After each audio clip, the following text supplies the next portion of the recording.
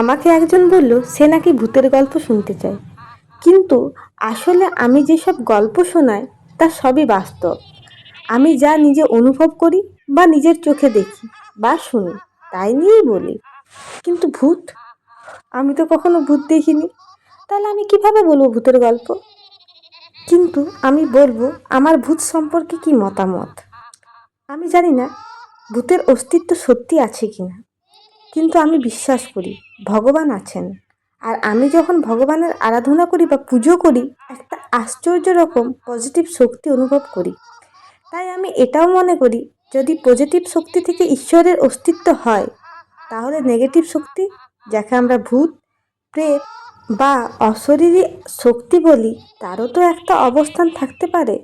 আমি একজন এডুকেটেড মেয়ে, আমি বিজ্ঞানের যুক্তি মানি, তবুও বলবো সব কিছুই বিজ্ঞান দিয়ে ব্যাখ্যা করা সম্ভব নয়। কিছু কিছু জিনিস শুধু অনুভবের বিষয়, যুক্তির নয়। ভূত নিজে কখনো অনুভব করিনি, কিন্তু একটা ঘটনা শুনেছি কদিন আগে। আমার মা বলেছিলেন আমাদের পাশের গ্রামের এক জায়গায় নাকি এক পেতনি দেখা গিয়েছিল। লোকের মুখে শোনা যায় তার একটা ছবি, ভিডিও পর্যন্ত আছে।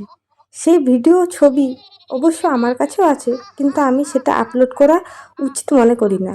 সে সাদা শাড়ি পরে থাকে এবং বিকটভাবে কাঁদে, যেন আতরে কাঁদছে।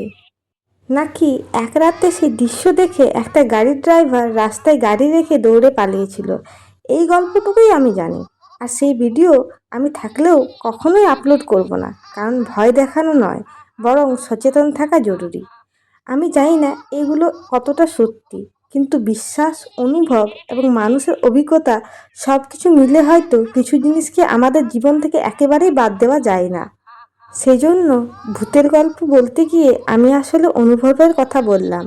আর যদি তোমরাও এরকম কোনো ঘটনা দেখে থাকো, তাহলে আমাকে জানিও, আমিও শুনতে চাই। ধন্যবাদ।